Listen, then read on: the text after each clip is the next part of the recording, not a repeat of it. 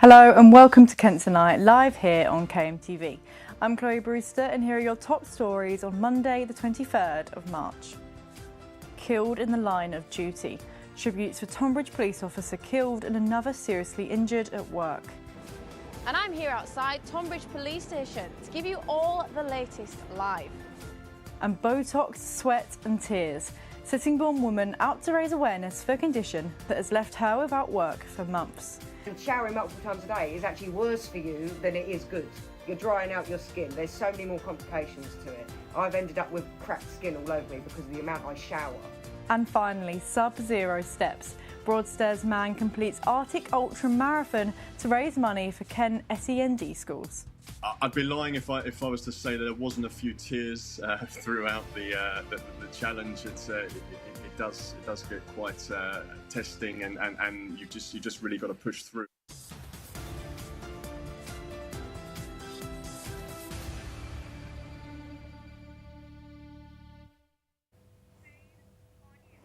Flowers have been laid in tribute outside Tonbridge police station after a police officer was killed at work on Saturday. PC Bradley Cork was responding to an emergency call in Swanley on the evening of the 19th of March when his vehicle collided with another on the A20 near Farningham. A Kent police spokesperson said his bravery, dedication and passion for helping others will not be forgotten. And Megan Shaw joins me live now from Tonbridge. Megan, can you tell us a little bit more about what happened? Absolutely. So as you can see, I'm outside Tonbridge police station here where flowers have been laid out in tribute of the late PC Bradley Cork after he died in the line of duty on Saturday the 21st of March. The many bouquets here are in tribute to the late 27-year-old officer and are from friends, family and colleagues who express their grief and sadness to lose him so young. PC Cork, as you said there, Chloe, was responding to an emergency call in Swanley at 7:45 p.m. on Thursday the 19th of March when his marked vehicle collided with a blue Volkswagen Scirocco on the A20 near Farningham. He was with a colleague who still remains critically ill in hospital, along with another member of the public. PC Cork, as I said, was just 27 and had served with the force since 2022, where he was based here in Tonbridge. This station behind me would have been the one he frequented the most.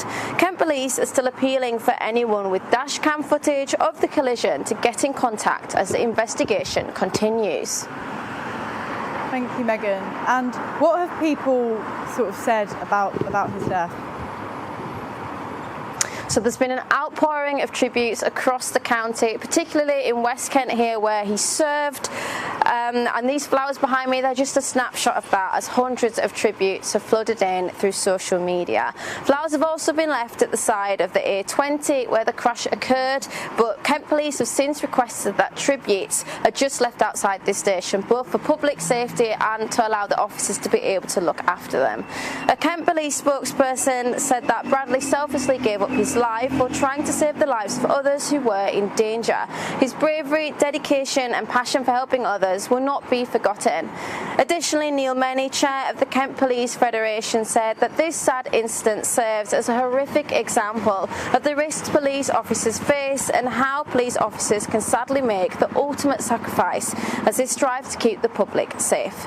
Additionally, Police and Crime Commissioner for Kent, Matthew Scott, issued a statement following PC Cork's death, and he said, "I wish to convey my sincerest condolences to Bradley's family, friends and colleagues."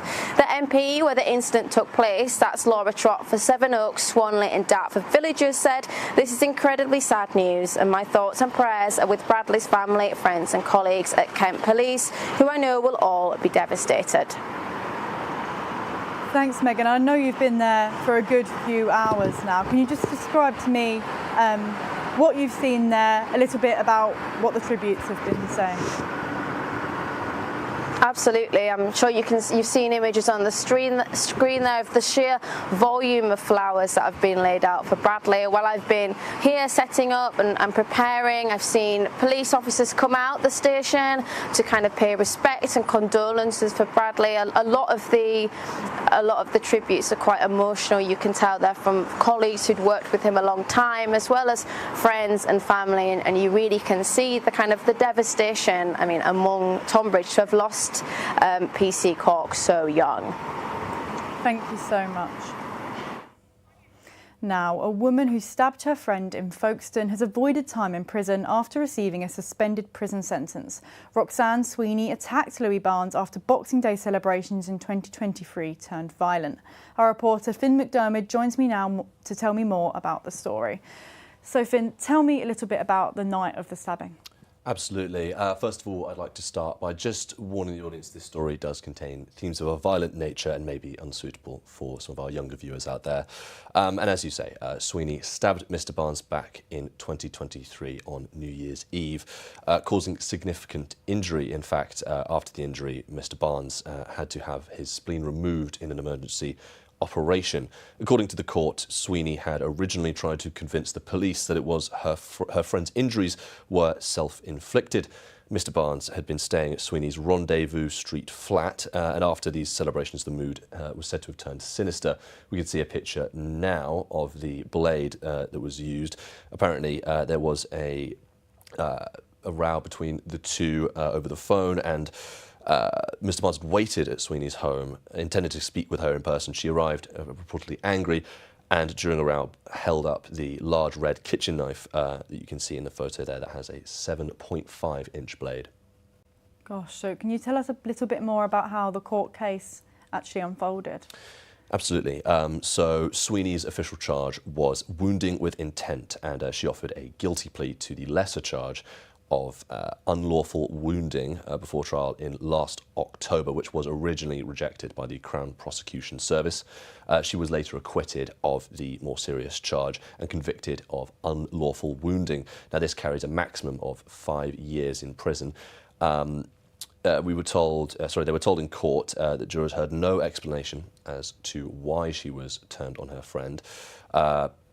At that stage as well, Barnes hadn't been communicating with the authorities, but in an original police statement, he had explained the life-changing effects of the stabbing, which led to a compromised immunity system. For a bit more of that timeline, in December of last year, that sentencing of Sweeney's was adjourned pending psychiatric reports. On Friday, the court heard that probation service recommended she receive a high-level community order with support from mental health teams, one of whom was present in court. A psychiatric evaluation that followed suggested she had been suffering from untreated complex post-traumatic stress disorder and alcohol abuse. The mitigating prosecutor in the court said that she would benefit from an alcohol abstinence order, working with probation and some of those mental health teams that I mentioned. In the end, she was given a 19-month sentence, suspended for 2 years, and a 5-year restraining order, as she has no previous convictions. She's also being made to complete 40 hours of rehabilitation sessions, 60 hours of unpaid work, and alcohol abstinence monitoring. She was also ordered to pay a victim surcharge of £187. Amazing. Thank you so much, Finn. Now, a man who sexually assaulted a woman as she left a hot tub in Northfleet has avoided jail. Sarbjeet Hundal of Rovin Road from Gravesend sexually touched a woman at the Signet Leisure Centre in Northfleet last April. During a trial at Medway Magistrates Court, the court heard Hundal had stumbled into the jacuzzi, almost sitting on top of one of the two women already in the hot tub. Prosecutor Siju Misomoyo said he allegedly touched both women under the water before again touching one of the women inappropriately over her swimwear as she left the tub.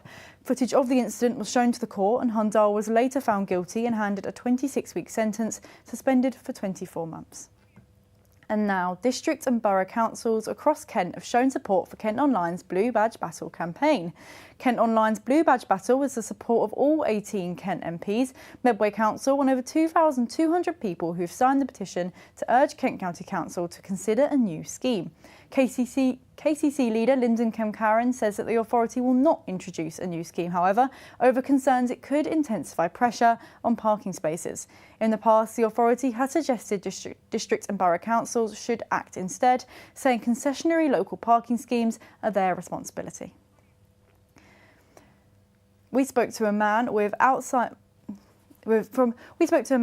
who works a lot with Alzheimer's and people who experience that, about the importance of securing power of attorney when you're in a situation where someone may be diagnosed with with Alzheimer's or dementia or something like that. We can hear a little bit from him now. And it is in that first period that somehow the person that's caring for them needs to encourage them, convince them that they need to put legal power of attorney in place. If somebody's lost all cognitive ability, you can still put it in place, but you have to do it through the courts. And that is very costly because that includes lawyers and court costs. But if you can convince your loved one or the person you're caring for to put it in place while they understand what it's for, and it's a difficult discussion to have because people think, if I'm giving you legal power of attorney over my affairs, whether it be because there's two, health and welfare or finance, you're taking away all my rights. You're not. Really important to pay attention to that report there. Now it's a time for a break, but don't go anywhere. We have plenty of stories coming up, such as about the meningitis outbreak, a few more details about that, a story about a woman with an uncommon medical condition, hyperhidrosis, and we'll also look at the weather. Don't go anywhere. We will be right back after the break.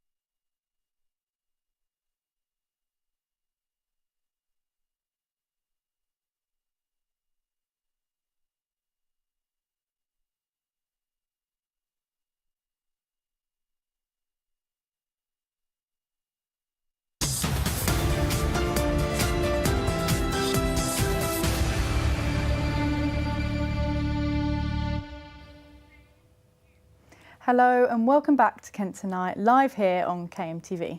Now, a protest has been held in Margate ahead of an author's appearance in court due to unpaid Southern water bills. Campaigner Julie Wasmer is due to appear at Canterbury County Court later this week after not paying her water bills for 4 years, allegedly, boycotting the service. Southern Water has faced significant action over environmental breaches in the past, like in 2021 when the firm pled guilty to 51 offences. They've said that they are delivering the biggest ever investment plan to improve the environment and provide a more reliable service across the region. A coroner has launched an investigation after a patient at Medway Maritime Hospital died after mistakenly being given water. The patient's Walter Pollin was admitted to the hospital after a fall and, because he was having difficulty swallowing, had not been allowed food or drink orally. But at his inquest, it came to light that Mr Pollin, aged 67, was repeatedly left water within his reach, which he eventually drank. His condition deteriorated and Mr Pollin was transferred to an intensive care unit where he later died.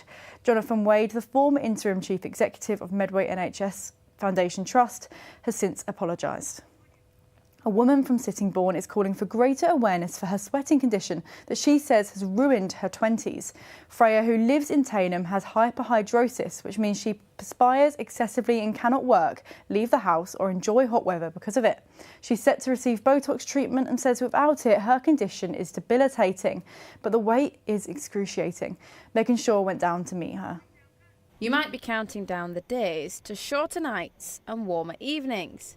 But for those with hyperhidrosis, summer is far from a time of anticipation.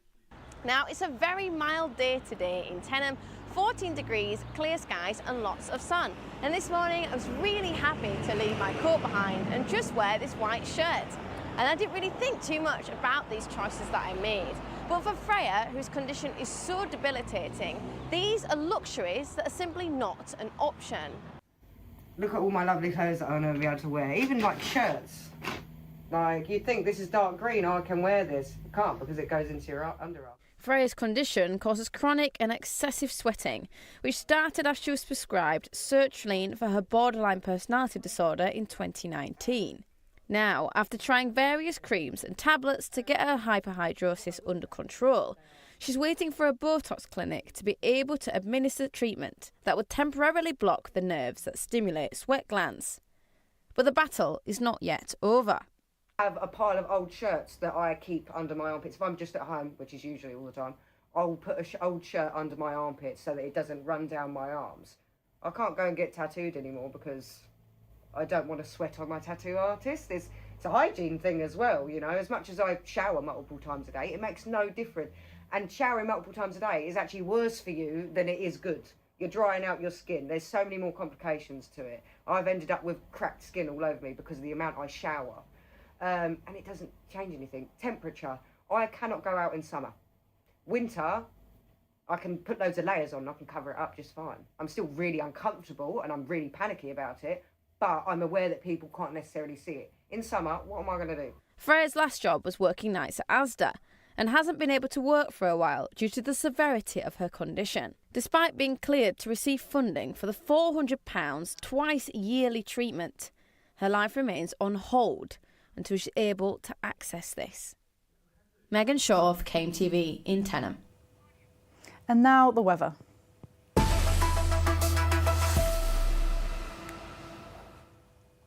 Tonight, Kent will see cloudy skies with temperatures ranging from 7 degrees to 9.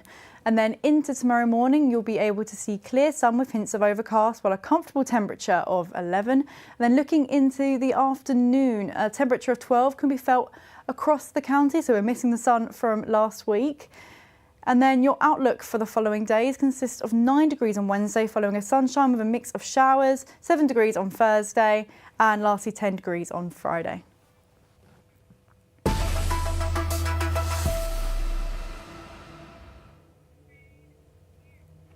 The UK HSA launched its vaccination programme last week for university students, staff and close contacts of confirmed meningitis cases.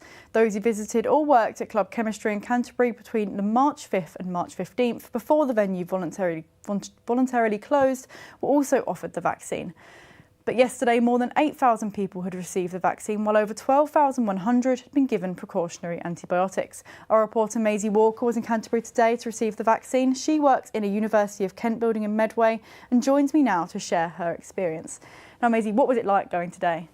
Well, I mean, I do have severe health anxiety, so obviously going down there, you know, I had to take a train, then I had to take a bus, and just, you know, the moments building up to being on that campus was so, you know, for me, paralysing.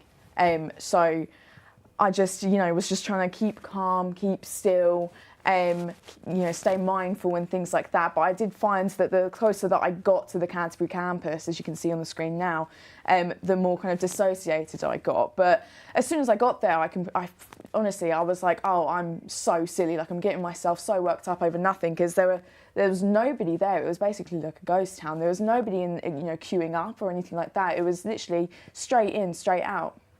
That's shocking, really, because we were seeing a video from Friday and it was queues all the way across campus. Yeah. What was it like going today? You know, you struggle with health anxiety. What's it been like, I mean, going today, but also just the rest of the time suffering with that? Yeah, so it is, I mean, this is the thing about anxiety. In general, it's just this kind of bundle of irrationality. And it's horrible to experience it, but especially when it is kind of targeted at your health, because the way it works is that it starts off as a tiny thought, you know, just the, you know, inner voices, and then you feel something in your body, such as like a twitch in your lungs or something like that, that then reinforces the belief that something might be wrong with you. And that's the horrible thing about it, because then you get in a tizzy about it. So kind of when I heard about this outbreak in Canterbury, you know, last week, it did kind of send me on a spiral a bit, because I was so anxious about catching it and something potentially happening to me, even though the risk for me was relatively quite low. So it can be quite hard to kind of deal with something like that. Amazing. Thank you so much for joining me, Maisie. Now, in terms of numbers, there are 20 confirmed and 9 probable cases of invasive meningococcal disease linked to Canterbury. 19 of the 20 confirmed cases are meningitis group B, and all cases have been hospitalised. The UK Health Security Agency is continuing to investigate the outbreak, and again, I'll remind you who can get vaccinated at the moment. So it's available to University of Kent and Canterbury Christchurch University students, close contacts, sixth form students attending a college where there's been a confirmed or probable case, or anyone who visited Club Chemistry between those dates March 5th and 15th. Now, don't forget you can keep up to date with all your latest stories across Kent by logging on to our website kmtv.co.uk. There you'll find all of our reports, including this one about a model railway in Ashford opening a new unit. We can hear from Henry Luck now. So I'm absolutely thrilled to declare it open. This ribbon cutting ceremony has been years in the making. After battling COVID, rising cost and location problems, Ashford Model Train Museum has opened a new unit showcasing railway wonders throughout history. This has been a dream of project lead Cliff Parsons, who's got the exhibit running whilst battling terminal kidney and lung cancer. I'm so pleased for everybody and the nation. You know, this is for the nation and the hobby and the manufacturers to keep the hobby alive and to try and get children off their mobile phones and do something useful with their hands for a change. It's been a pleasure helping Cliff realise his dream over these last 6 years since I got involved. Cliff's not been well, and I know in the early time that I got involved in 2019 and 2020 was perhaps not in a good way, but it's been really great to see how bringing the project to fruition, realising his dream, has really helped him battle with his cancer, get back on his feet and really get active again in the hobby. So, you know, doing this for Cliff it's been really, really worthwhile and very fulfilling.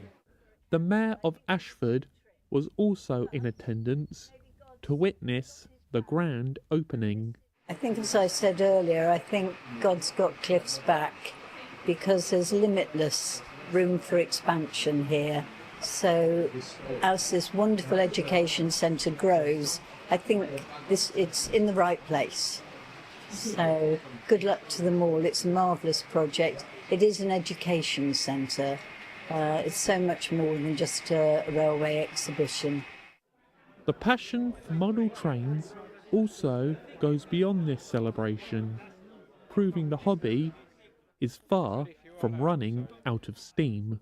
I'm sitting on the Spitfire line, which can take visitors around the building and was put together by volunteers, which really shows the passion for the train model building community.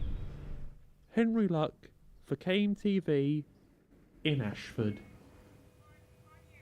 Now, from trains to diggers, knocking over skittles may seem like child's play for some, but for one Kent teenager highly skilled in driving diggers, it's set to be his biggest challenge yet. Finlay Gallagher is only 13 years old, but he'll be taking on a digging challenge at Diggerland to see if he can knock down more skittles with a small version of the vehicle than a professional operator. He spent school holidays working towards his construction plant competence scheme qualification and is the youngest qualified digger driver in the UK. And while it may sound simple, it's a task that requires impressive precision, control and a surgeon's steady hand. Now it's time for another short break, but we'll come back with a recap of our headlines, including Megan Shaw reporting from live outside Tonbridge Police Station, and we'll also hear about a change in laws for dog owners that aim to protect livestock here in Kent. Thank you so much. Join us after the break.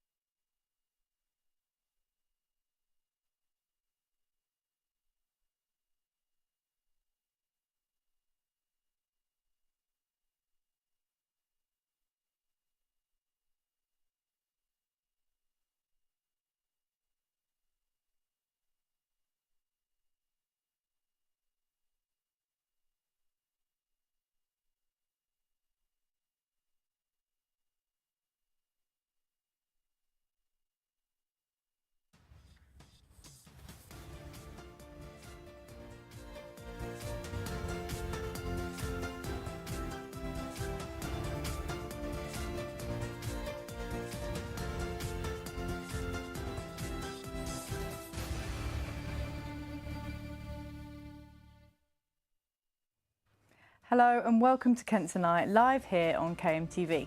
I'm Chloe Brewster and here are your top stories on Monday the 23rd of March. Killed in the line of duty.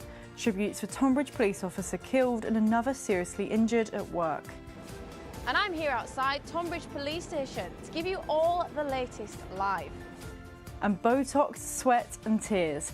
Sittingbourne woman out to raise awareness for a condition that has left her without work for months. Showering multiple times a day is actually worse for you than it is good.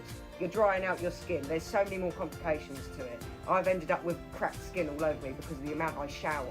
And finally, sub-zero steps. Broadstairs man completes Arctic Ultra Marathon to raise money for Kent SEND schools. I'd be lying if I was to say that there wasn't a few tears throughout the challenge. It does get quite testing, and you just really got to push through.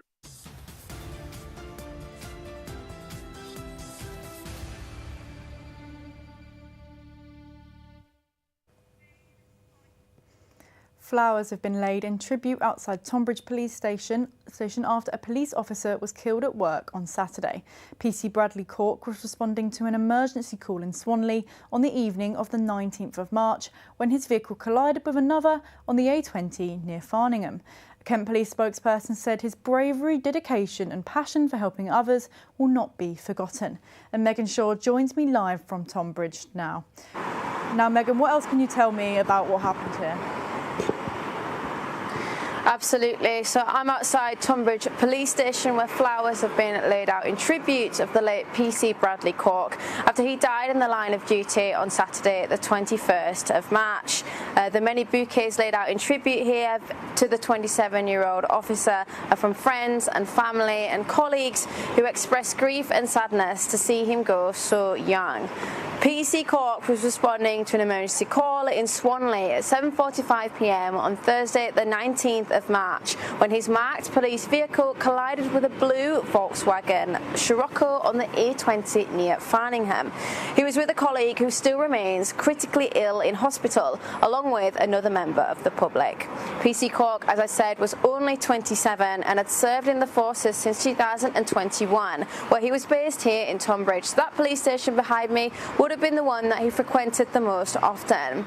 Additionally, Kent Police are still appealing for anyone with dashcam footage of the collision to get in contact as soon as possible as the investigation continues. Thank you, Megan. And what have people been saying from the policing community and wider? So, Chloe, there's been an outpouring of tributes across the county, particularly here in West Kent, where, of course, he served. And the flowers behind me are just a snapshot of that, as hundreds of tributes for the late young man have flooded in through social media.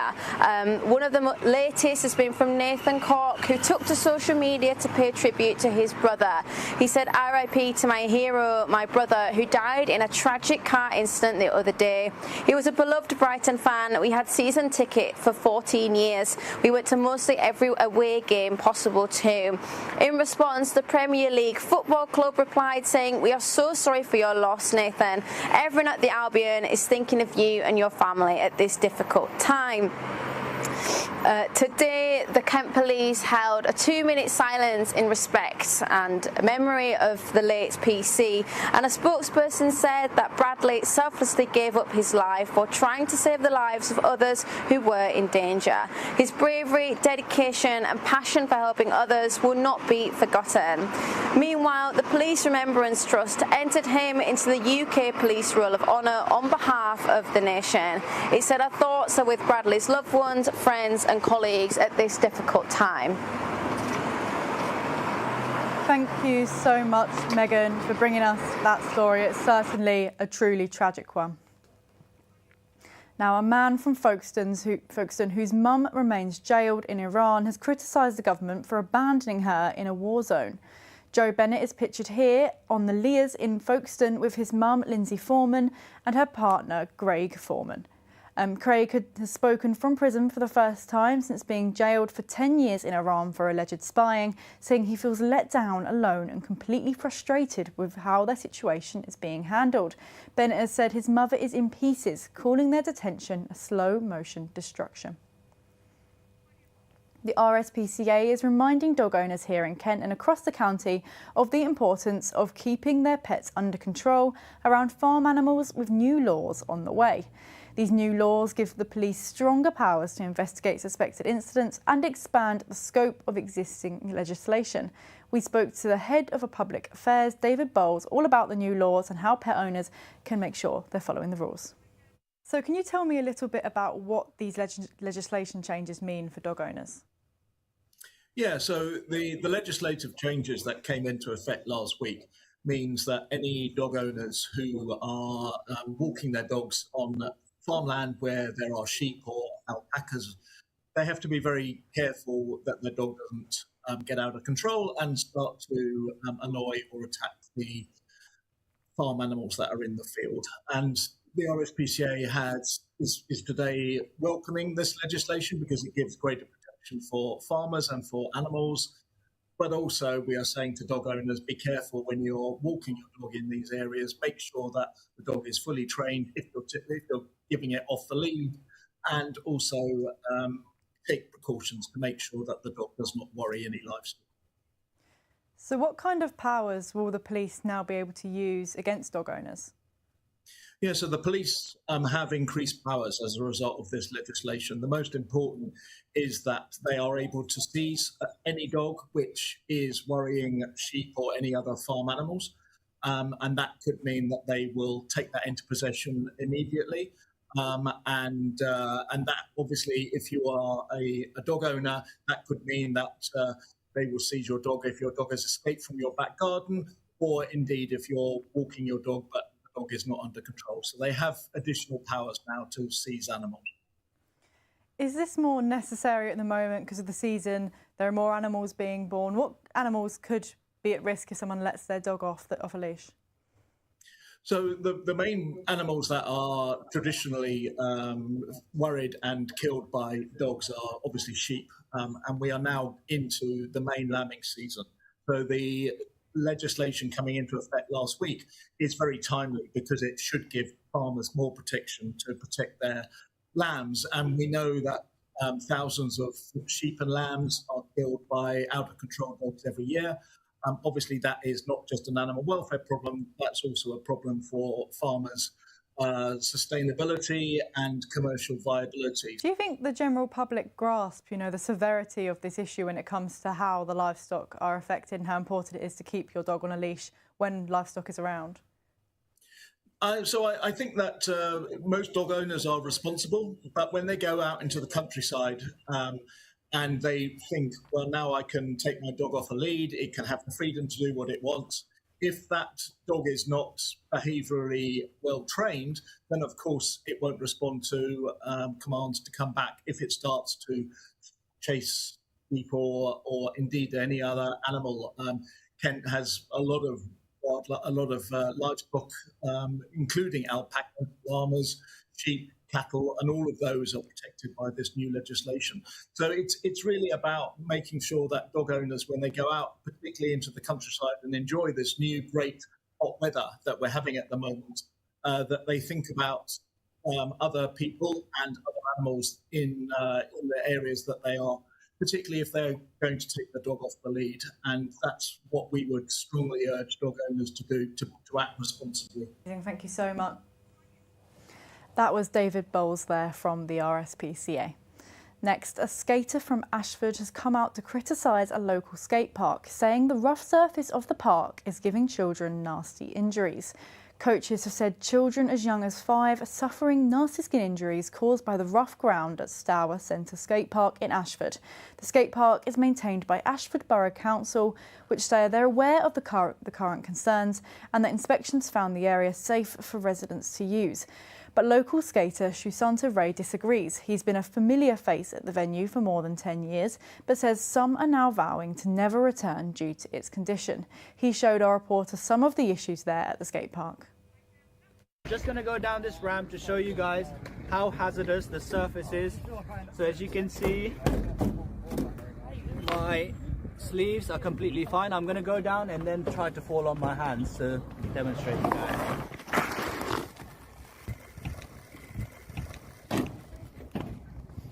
Need a new jumper. first of all, it's the ground. It's very sharp. It's serrated. Every time we fall, the cuts are very deep. It's also having an effect on our performances when we're skating or these kids are scootering. And it also can kind of lower your confidence when you're skating here because you're worrying about the dangers of cutting yourself when it shouldn't be like that. It should be nice and smooth surface. I would like to have more communication with the council and just sit in a meeting and just discuss things and how we can go about improving this park bit by bit. I'm not saying do it all at once. We can work on the park, start from the back and then slowly work our way up. Yeah. Coming up after the break, we'll be taking a look at all your sports news from across the county, like Gilliam's poor form. Sorry, I didn't write that. Don't take me at my word there. We'll also be looking at rugby, boxing and even some mini golf news. We'll also have the weather from around the county. We'll also be checking in with Rob Wilkinson, a man from Broadstairs who has travelled 500 kilometres across the Arctic to raise money for Kent causes. He was training on Kent beaches there too. Thank you so much. Join us after this very, very short break.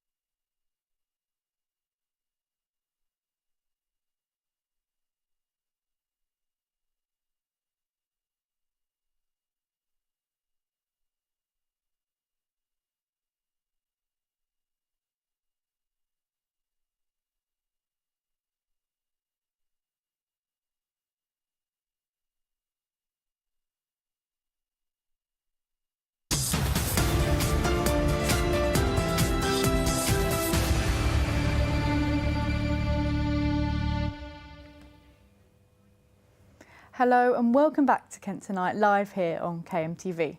Now, an actor known for solving crime and wielding weapons in his TV shows is now taking a stand against a complex issue in his local town in Ashford. Tom Burke has campaigned against the demolition of Park Mall and the Elwick Place revamp. The 44-year-old from Tenterden is best known for playing a troubled private detective haunted by his past in hit crime series Strike. You can see an image from that there now. He told Kent Online most actors are invited to have an opinion on national and international politics at some stage, whereas I wanted to engage in something locally. We spoke to him over the weekend a little bit about that shopping centre and what he believes is important there. It seems to be a further systemisation of isolating the high street and of isolating the town centre, which really began with the designer outlet, which is really quite a remove from the town centre. Both places, interestingly, are self-contained. This Elwick Place leisure complex has been sold on its all-day experience as its chief kind of characteristic and positive. Again, these are reasons for people not to see the high street, not to see the real Ashford. And I hope there's a certain amount we can do without the council's help. But of course, it would be great to have them on our side. I think it's quite a complex issue, and I don't know if they realise how complex it is. And now for all your sports news with Finn McDermott.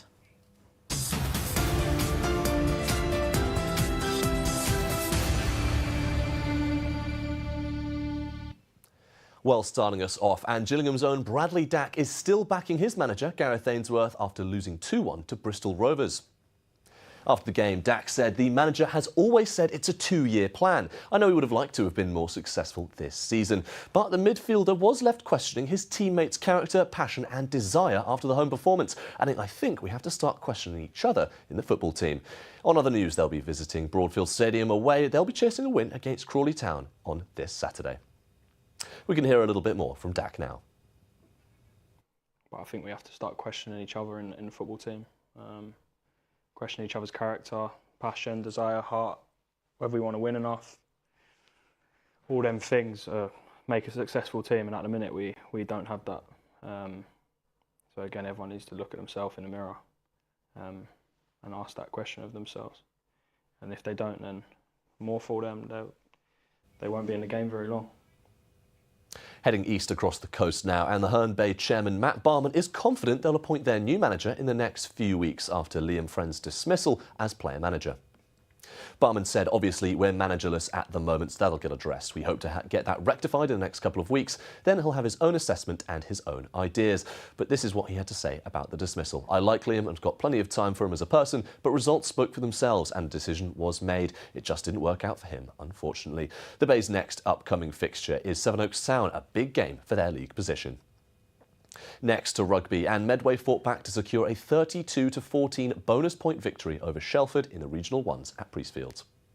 In the start, Medway looked bright, applying early pressure and opening the scoring through Owen Church-Mills, who slotted a penalty after 16 minutes. They grew their advantage with another try thanks to the forwards and backs to move 11 points ahead approaching the interval. In the second half, plenty of pressure on both teams, but Medway got a penalty that Jamie Ford converted to make it 14-13, and late on, John Sapawa broke through the Shelford defence and earned a valuable bonus point.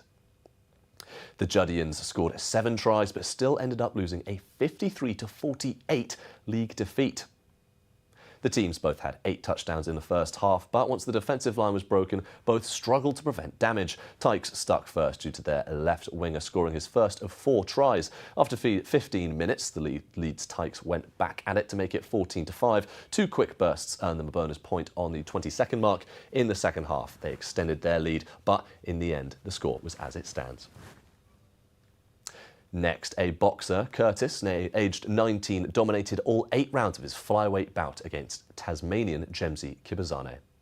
The teenager's strength and conditioning coach, Alex Palmerton, believes he can go a long way in the sport. He said he's so coachable, he takes everything on board and works hard. He's got a lot of expectations on his shoulders, considering who he's around with his promotional deal, but he takes it all in stride and is such a down-to-earth, humble kid. Next, Margate Strokes Adventure Golf is set to host the British Mini Golf Championships this weekend.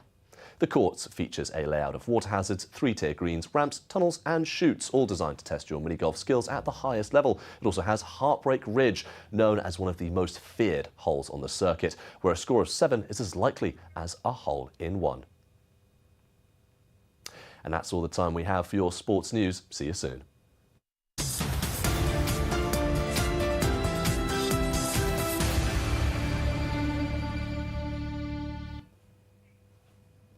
A man from Broadstairs has tackled a 500-kilometre ultramarathon in order to raise money for a Kent SEND school and charity. He trained for the gruelling hike by dragging a tyre across Broadstairs Beach, and Finn McDermott spoke to him back in February while he was training for that challenge. Here in Kent, the weather isn't always our best friend, but one man from Broadstairs seems to have made it his personal enemy. Dragging a tyre from Broadstairs Beach along the coastline to Ramsgate is a regular task for Rob Wilkinson, who was born and raised in the town. The weight of the tyre and the friction of the sand is supposed to mimic the resistance of a sled being dragged across snow. All to make sure Rob is ready for hauling his food, kit and survival gear for 10 days across the Arctic. So it's called the Lapland Arctic Ultra. It's just over 500 kilometres across the Arctic, fully self-supported. I'll be pulling a sled.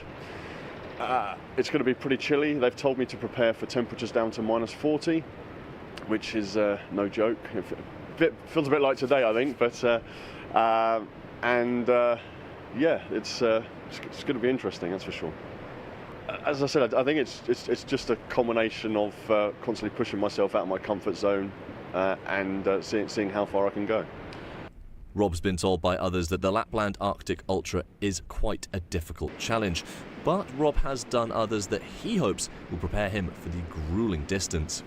So I've done quite a few different endurance events. In 2019 I was part of the No Man campaign, and that was a race with 8 ocean rowing boats, 4-man teams, and over 5 days we rowed across the Mediterranean, or part of the Mediterranean.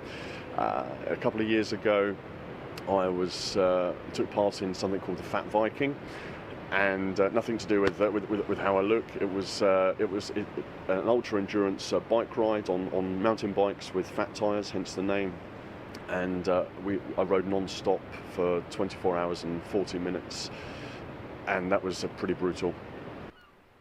The challenge isn't just for Rob to see if he can complete it, but also to raise money for Kent Search and Rescue, as well as Fallen Fields Special Needs School.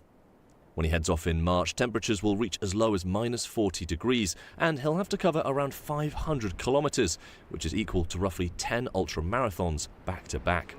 Naturally, this had me wondering, is training on Broadstairs Beach with a tyre really enough? Well, I would come to regret that question, as well as not checking the weather before I set off this morning. Well, it's definitely quite heavy, and I can't really imagine dragging this across the Arctic, let alone across Broadstairs Beach. Finn McDermott for KMTV in Broadstairs. We spoke to Rob earlier about his success on the show. So first of all, we saw some of the preparations there.